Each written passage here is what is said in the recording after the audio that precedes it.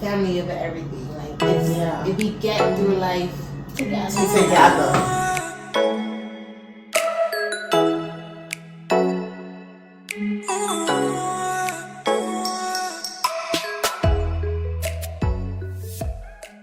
Hey guys, welcome back to another episode of Crockpot Convos.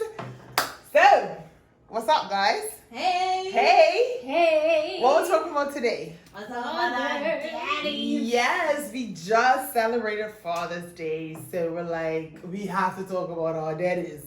So we old daddies girls. old daddies girls. And our mamas knew it. Our mamas knew it. No secrets. Not at all. Full disclosure.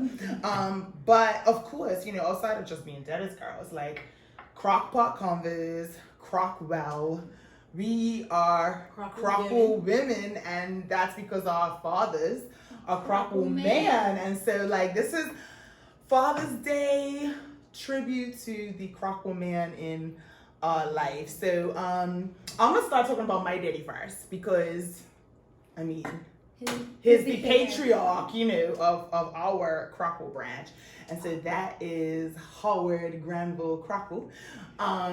And what is special for me about being raised by my dad was the unconditional love that I got from this man.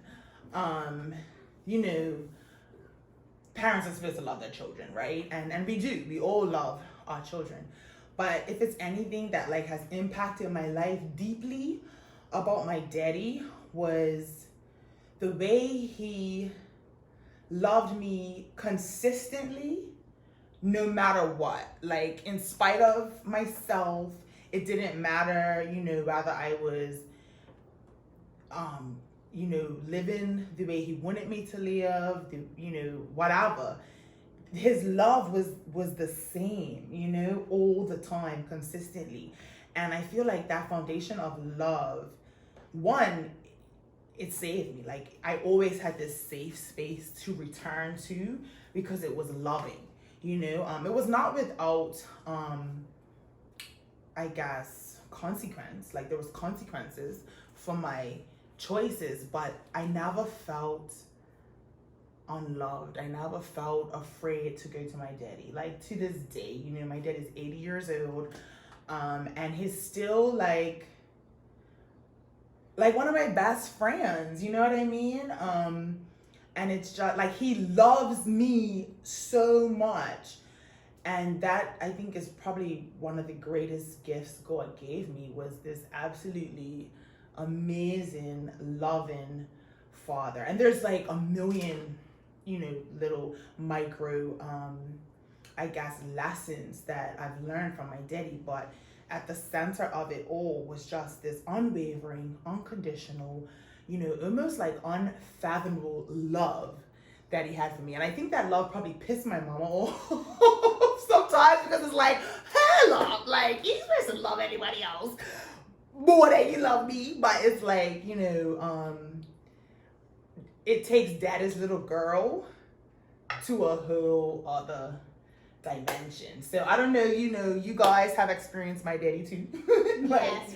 So I don't know if you feel that same thing, but like, for me, when I think about my daddy, it's love. And I also look at my daddy as being my personal hero. Yeah. Like, I remember I probably was about 21, and I went on a interview for an internship, and they asked, like, who's your hero? And I don't know, maybe they thought I was gonna say like Martin Luther King or like Maya Angelou or something. And I was like, my daddy. Like, hands down, he's my hero, because he made, in my opinion, such a beautiful life out of nothing.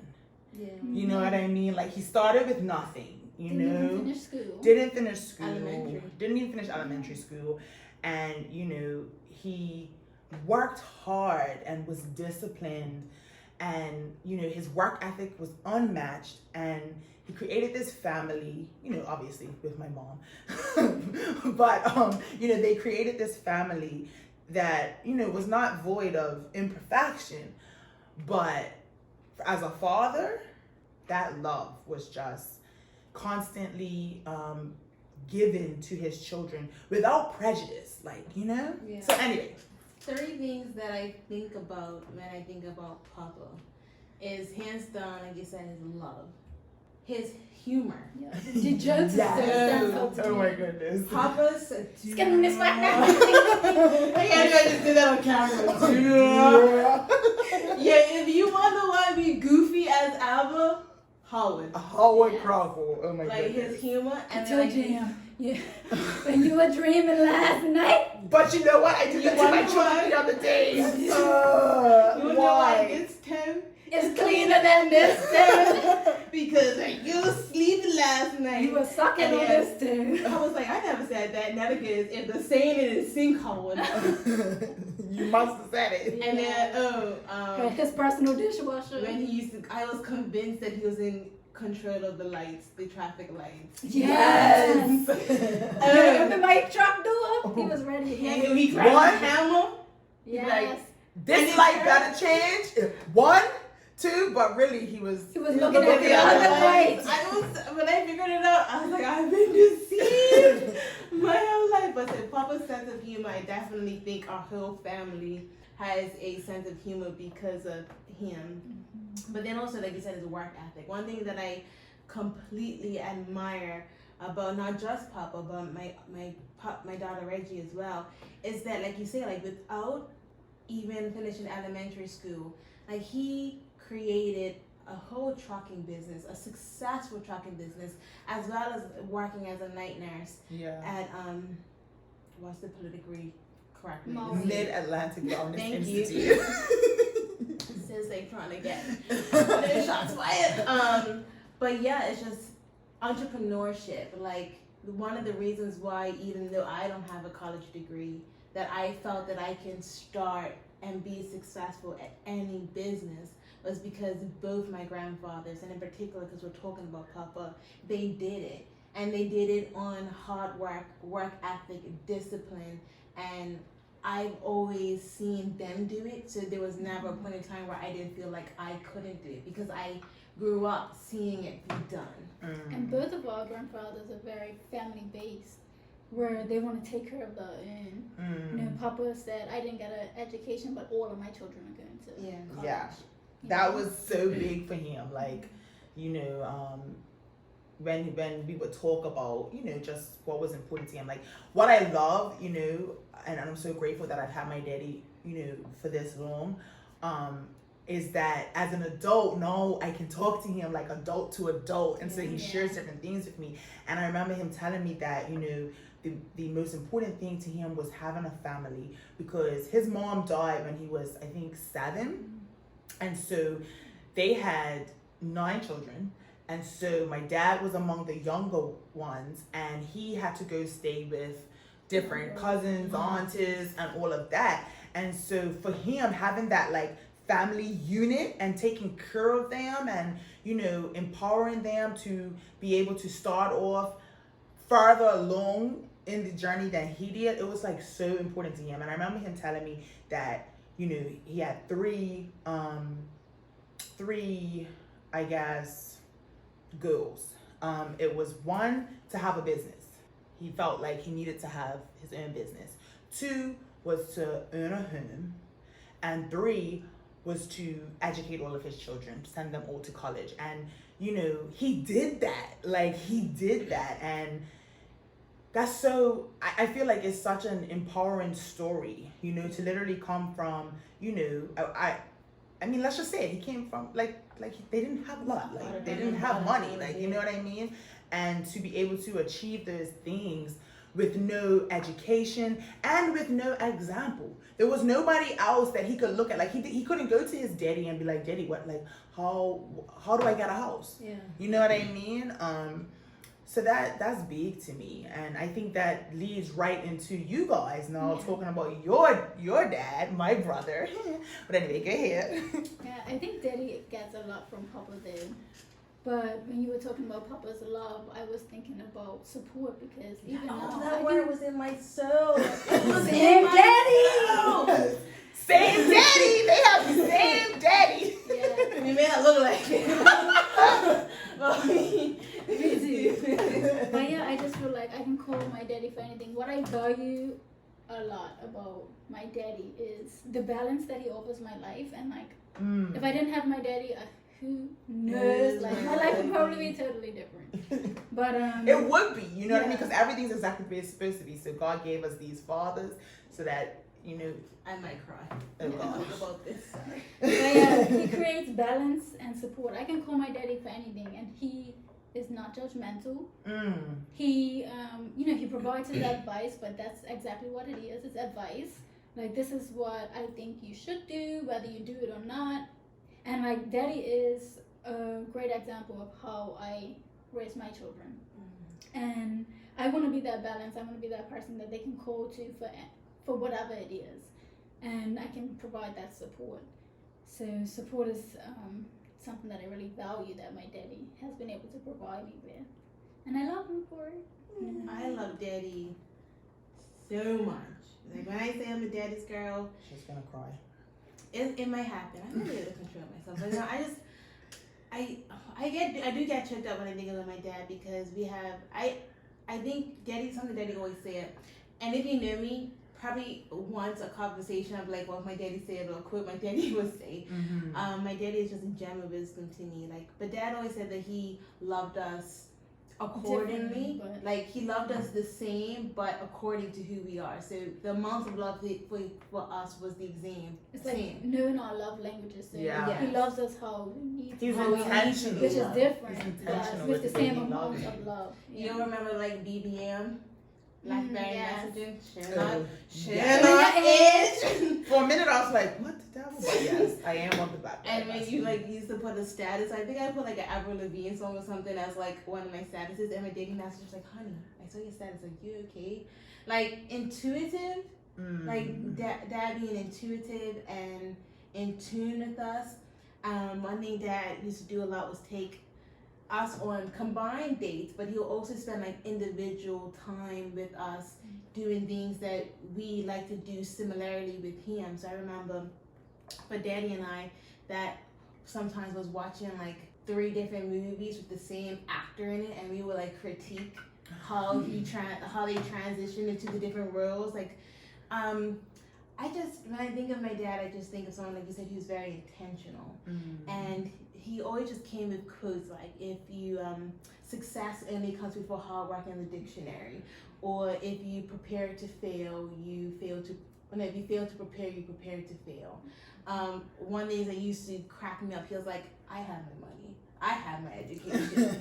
Like, if you do something stupid, like, I gave you all the tools, like, educated you. I don't feel bad if you do something stupid. That's on you. Like, I know I gave you the tools, your choice. And like, that kind of upbringing definitely made me be more responsible, because I think in general, like, when you think of leaders, there are people who try to demand respect just because of the position that they're in, and then there's people who are admired and respected just because of who they are. And like, that's really how I have always interacted with my dad. Like, I never wanted to let him down, not because I thought that he would be disappointed. I just loved him so much and admired him that I always wanted to make him proud. But the beautiful thing is, I don't think there's anything that I could have done to disappoint him. Like, disappoint him so much that he doesn't love me. And it's so ironic, because we know that dad isn't like in the faith that I claim to be, but because of how amazing dad is as my earthly father, as my biological father, it made it so much easier to see God as my heavenly father, because I just had I've had such an amazing experience with dad. And like you said, he has an unconditional open love. I literally can call daddy and talk about anything and everything. And you don't know anything. This one, your poor daddy, he must be like, oh my God, Chelsea, you couldn't afford your mama for this? Poor daddy. I mean, obviously, Mark isn't my daddy, but because of the age difference between us, it's a 20-year age difference, and so our relationship, now that I'm an adult too, I think we've come more into like a sibling relationship, but I can never not look up to him. I can never not look to him as a figure of, guidance. And that word balance that you use, that reminds me so much of your daddy, because he is balanced. We've had to navigate things together in the last few years, things that we hadn't really thought that we were gonna have to navigate, right? And I'm the passionate, one, I'm emotive, and, my decision making is generally connected to that passion and emotion.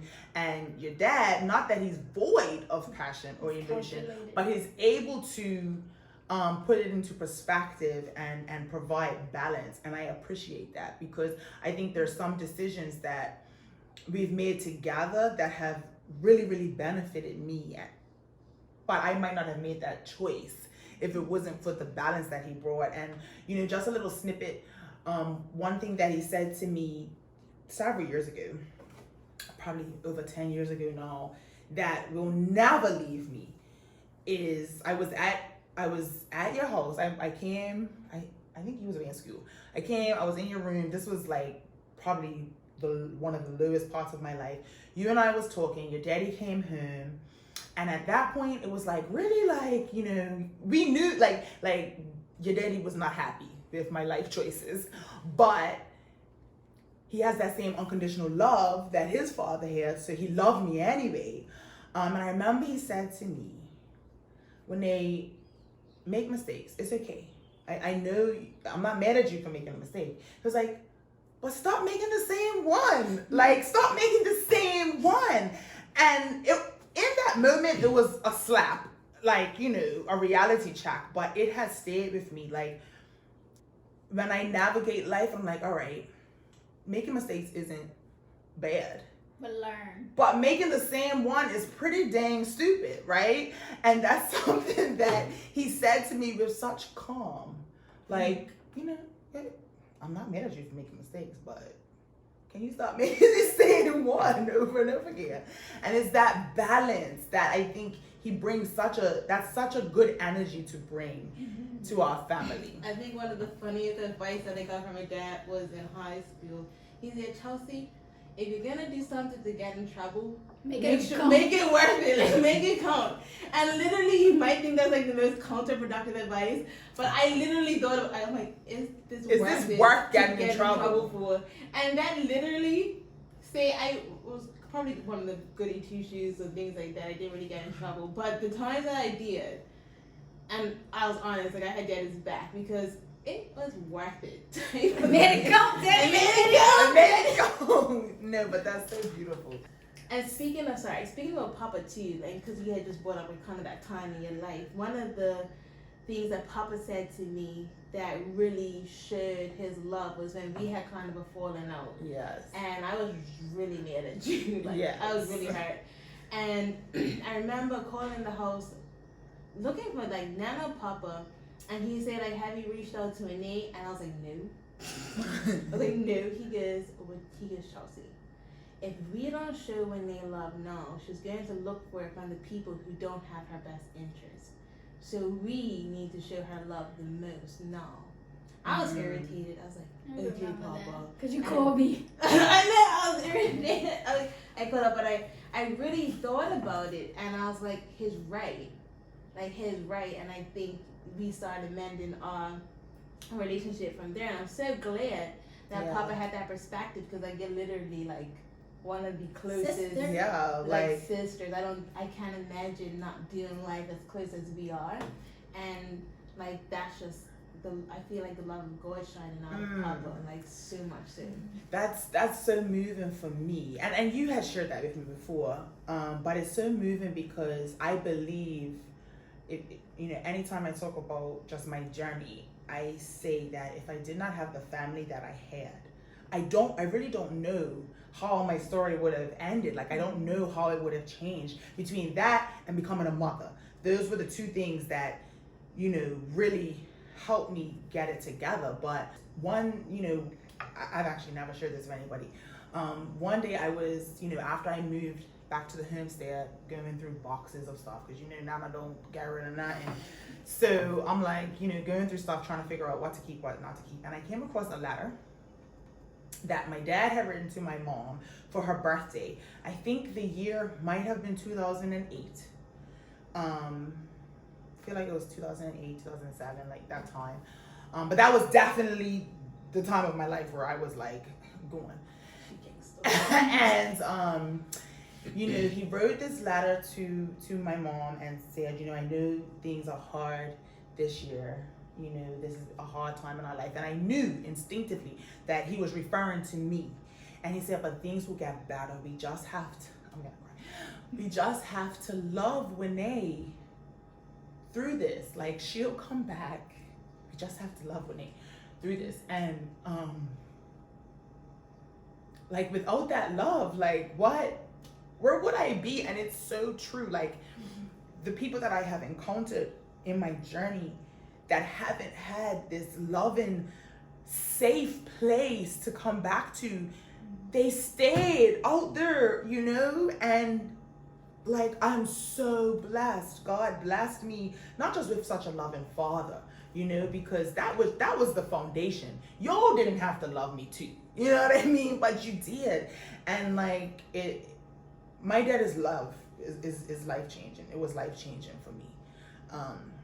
Again, I think that's an area we could start one down, because I think one thing about the Crockwell man, and I also want to plug Uncle Sean here too, is like family. I think of like Uncle Sean lifting today up and doing like, yes. like Uncle Sean He and loved babies. children. Oh He my loves gosh. children. Just like family. Family is so important. And I honestly feel like the Crockwell family is that bougie family. Like, we dress up for Christmas. Like, we ain't going nowhere but we are dressing up to go to the living room. That is what we are doing.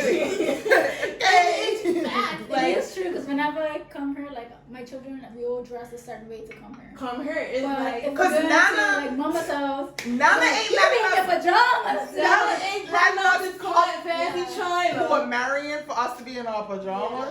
Nana and Uncle Sean had the. Oh my gosh, let's not talk about him coming in a full like 3-piece I know. suit Okay, for so summer now lunch. let's go. These shits. Like, what are you doing, bro? Yes, I think like literally like the most important thing that I think the Crockwell man instilled was that, I remember another thing my daddy had said. I was mad at you. What? I called daddy mad at you because I'm it might have to do with like Pet Sitter Diego Yeah. or like something that I was doing for you, and I was like, she wouldn't even do this. Daddy goes, he said, if family isn't the people that you are going to be inconvenienced for, what sets them apart from everybody else? And It's so profound. No, that like, wisdom. You know what I'm saying? We need to put together a collection of quotes from Mark Crockwell. I'm telling you, We'll cut up a little piece of it. A little piece of his money. Sounds But, you know? You got some royalties. Yeah, we got little royalties. But like literally like that, I think that was instilled by Papa. It's like, I mean, think, yeah, like that's my sister. If I'm not gonna do something that's inconvenience for my family, who am I gonna do for? Yeah. And then even now where I am in Christ, where I feel like everyone's my family, like I'm starting to become more willing and open and more loving to be inconvenient for people other than just my immediate family. But like I think that's definitely something that the Crockwell man has instilled in us, the importance of family. And now that we're the Crockwell women who are making the Christmas dinners and we are planning the events, like we make an effort to try to get together because we want to continue that rooted theme, that family over everything. Like it's if we get through life Together. Yeah. Yeah, I feel like we can kind of end here because it's that togetherness that keep that's why we're here sitting at this table in this home, the hard work and dedication and love of like our fathers. And yeah, let's throw Sean in there too, because for me anyway, because of the age difference, it's like I had 3 daddies ish. You know what I mean? Yeah. But then there was brothers, so don't really tell me what to do, because you That's can't, all you can't tell me what to do. But yeah, no. But you know, I feel like really grateful for being Crockwell girls and having you know Crockwell fathers and being a part of this legacy of love. Yeah. Because Like, I am so proud to be a Crockwell. So Like, proud. if I'm walking down the street and they say, "Hey, Croc," like, It's like, "Hey!" "Hey!" It's like that greeting literally unifies us all. Like, and it don't matter what Crockwell you are. you are, No. Like, yeah. it don't matter if you're foreigners, ladies, Uncle Adrian, Yeah. followers, Eugene, It's too many Gerald. Who's Eugene? Wait, isn't that what was Papa's name? You shouldn't have started calling Yeah, it. you It should. was Anchor, It's too man. many. Edna. She done messed up trying to call these names on the Crockwell brand. Just don't I tried. do it. I Just really- don't do it. It's a lot. It's a lot. But like, it doesn't matter what. And we're all related. Yeah, it doesn't matter what Crockwell you was. Like, Crocky. It's like, I think, you know, the Crockwell men have really established that unity and Pride. that pride in family. Yeah. And like a healthy pride. It's like, Yeah. that those are my peoples. Yeah, those are my peoples. So, yeah. Hashtag Crockwell. Crockwell strong. So yeah, happy Father's Day. Yes, happy Father's Day. And we love you. But we love you, Daddy. We love you. And Yes. Papa. All right. Who's Eugene, though? Nobody. Like, who I is was like listening to you. I was like, I'm like, she's missing getting some. messed up. And She's she's getting like, messed up. Eugene. I'm like, who did she I was like, mean? should I jump in, throw I in a just little feel like Harrison, it a little was a- Chesterfield? Well, I'm Yeah, like, she dropped the Eugene. I'm saying, I well, did. maybe but Edgar Eugene, but it started with E. I knew it was an E. Edgar was like, Edgar is Edgar Papa's is Papa's Yeah. daddy. daddy, and Jared was his brother. Brother. yes, and that's the And that's between branch from there. But even before that, Papa's daddy was named Robert. Really? Yes, yeah. Oh, I never met My Papa's daddy. Well, I didn't either. But like Robert the Hughes. original Robert Crockwell, Hughes, yeah, yeah. he is. You. He made up that name, right? He made up Crockwell. He what? was like, She was on the run, right? he left his There's, family And he left his family. It's in controversial. Barbados. Yes, it's a controversy. It's one of the either he left like an abusive household or he was on the run from law. We need to go speak to him. I know, we need the real story. We should bring somebody like maybe Ian on the Crockpot Convo. Yeah, I have those guys. Heritage Day. Lord mercy. Jesus. That's funny. Perfect. Hey Crockpot family, thank you guys for tuning in and watching. Don't forget to like and subscribe and share with a friend.